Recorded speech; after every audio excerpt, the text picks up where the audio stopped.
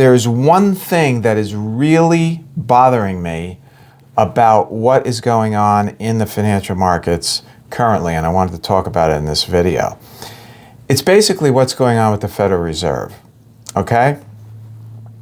As you know, if you've been watching the business news recently, everyone is expecting and hoping that interest rates will go down, right? And everyone is expecting and hoping that we will get another rate cut in December. And people are, hoping and hoping and hoping. And this is probably a consensus view at this point.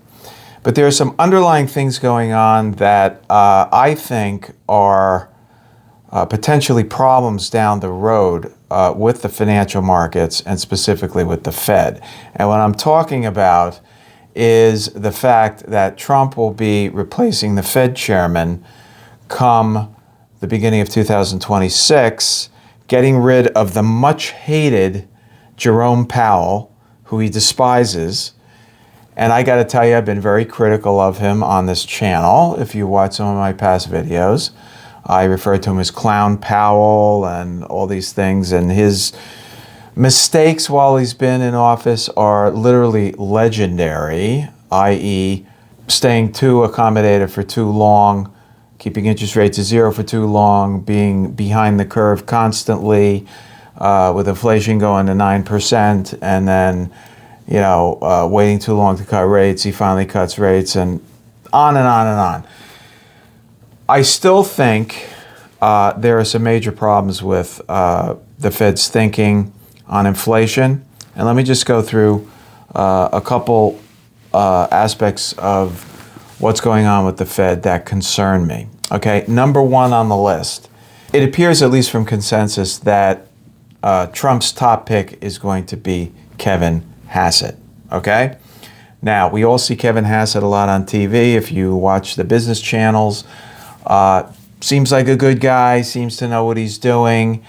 He's got good credentials, University of Pennsylvania, economist, etc., etc. But let's face it, he's a Trump sycophant, okay? It appears that he's going to basically do whatever Trump tells him to do.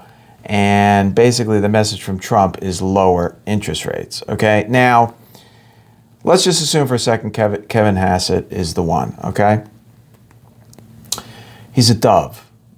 All right, he's going to be dovish on interest rates. And, even though he doesn't have complete control over the board, he's still going to have a lot of influence, okay?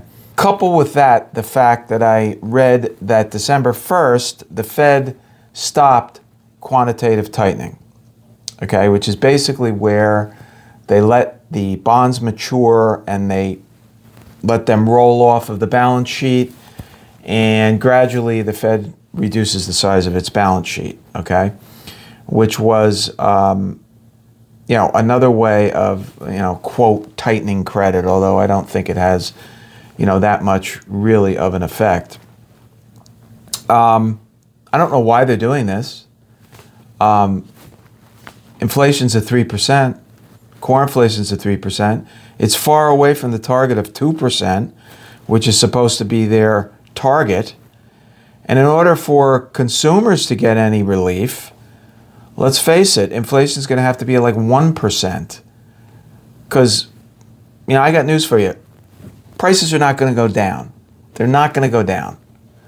Okay? That's a fantasy. Unless we have a recession or a depression, prices are not going to go down. So when people think about what the cost of things were pre-COVID in 2019, and the costs have basically gone up, they say 25%. I think that's BS. I think in some areas it's 100%. I mean, look at your utility bills, look at your groceries. It's just absolutely insane what has happened over the last 5 years to inflation. And, it's currently reportedly at 3%,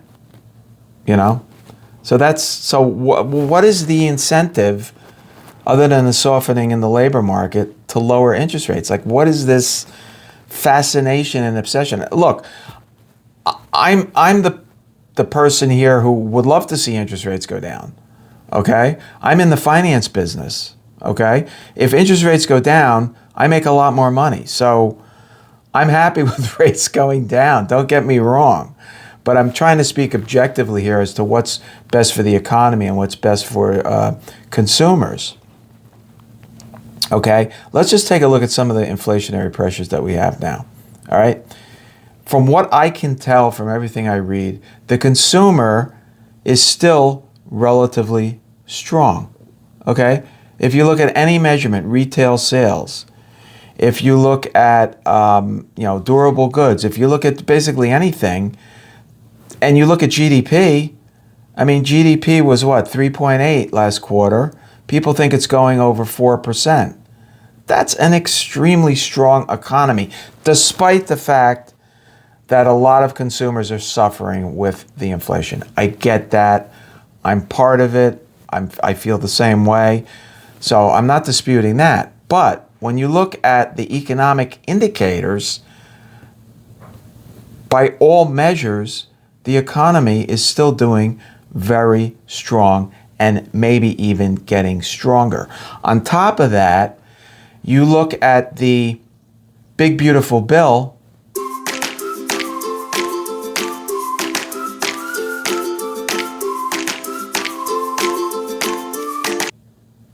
Almost everything in the big beautiful bill is incentivizes business to invest, incentivizes manufacturers to manufacture and build things in the United States. I mean, you have accelerated depreciation like I've never seen before, where you can depreciate capital equipment over 1 year. That is an enormous incentive for companies to invest in capital equipment and to build factories and to manufacture in the U.S.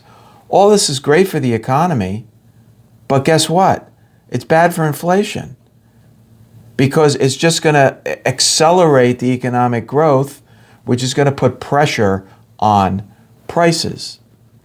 Okay? So everything that I'm seeing in government policy, in tax policy, everything that's coming out of the Trump administration, while it's great for the economy, and I think long-term it's great for the country, short-term, it's going to put even more pressure on inflation. So you add on top of that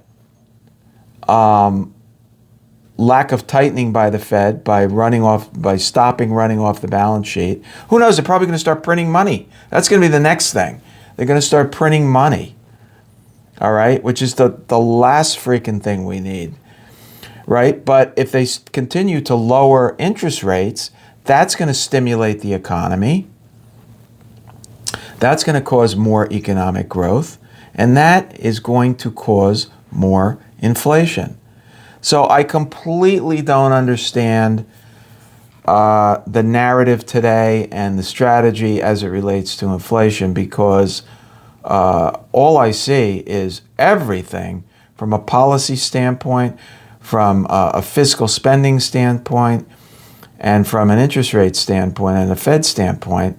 I just see more inflationary pressure at a time when inflation is at 3%. All right? So what am I missing? Okay, you want to give me comments in the comments below. You can tell me what I'm missing. But I see this as potentially very dangerous. Okay? Inflation is a tax on the American people. It is a misery when your wages are stagnant like they are now and you have prices going up at 3% even, okay, let alone 4, 5, 6, 7%, as it could easily go to with a combination of these government policies, Fed policy, and the strength in the economy, okay? I'm very concerned about this.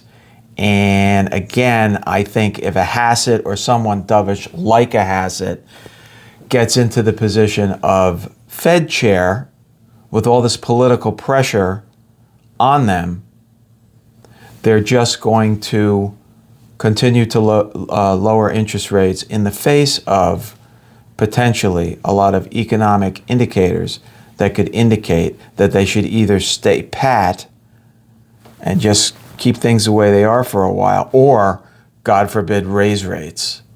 Okay, now, I don't have to, explain to you, if the sentiment changes and people start perceiving that rates are going to go up because inflation is up, the markets are going to get crushed.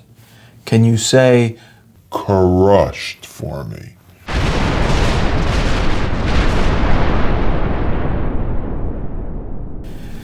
So, this is a big overhang, but for the time being, I'm still bullish on the stock market. And in the short term, if rates continue to go down, that's going to help the stock market. And the stock market's going to continue to do well. Okay? Well, anyway, thanks for tuning in. And for the time being, check out this video because it's going to tell you a little bit more about this subject and others that are of interest to you if you're following the financial markets.